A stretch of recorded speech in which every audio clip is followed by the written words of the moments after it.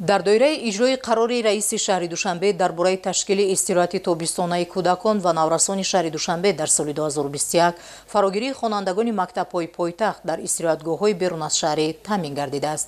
Ҳамкоронамон Валиҷон Шарифзода ва Искандари Додарбек аз ҷараёни фароғати хонандагон дар истироҳатгоҳи Зимчурод гузориш омода намуданд. Маросими ифтитоҳи басти дуюми мавсими истироҳат дар истироҳатгоҳи берун аз шаҳрии Зимчурод тибқи анъана бо ворид гардидани гурӯҳҳо ба майдон оғоз шуд.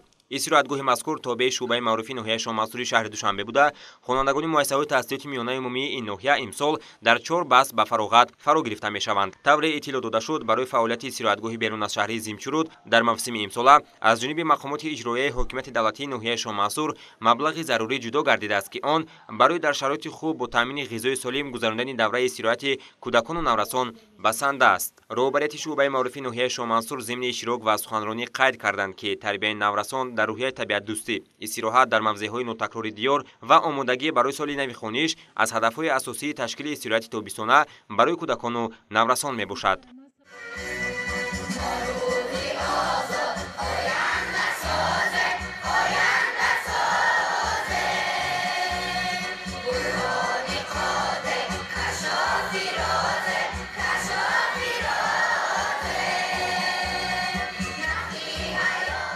мавриди зикр аст, ки истироҳатгоҳи берун аз шаҳрии Зимчурод дар мавсими имсола фаъолияти худро дар 4 баст ба роҳ монда, дар маҷмӯъ наздик ба 1000 нафарро ба фароғату солимгардонӣ фаро мегирад. дар навбати аввал хонандагони ятиму бепарастор, иштирокчиёни озмунҳои фанниву олимпиадаҳо ва ширкаткунандагони чорабиниҳои ноҳиявию шаҳрӣ ҷалб шуданд.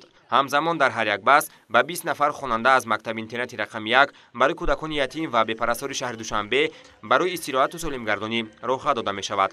дар асоси дастуру супоришҳои роҳбарияти мақомоти иҷроияи ҳокимияти давлатии шаҳри Душанбе соли равон дар ҳудуди истироҳатгоҳ аз ҷониби мақомоти иҷроияи ҳокимияти давлатии ноҳияи шоҳмансур бинои иловагии дуошона бунёд гардидааст, ки дар он баҳри истироҳати хонандагон беҳтарин шароит фароҳам шудааст. тамоми ҷиҳози ин бинои навбунёд низ ба тозагӣ ворид гардида баҳри фароғатҷон шароити хуб аст. ҳоло шароити зарурӣ барои насли наврас фароҳам шудааст ва ташкили истироҳату фароғати кӯдакону наврасон дар сатҳи баланд низ дар ҳамин замина ташкил гардидааст.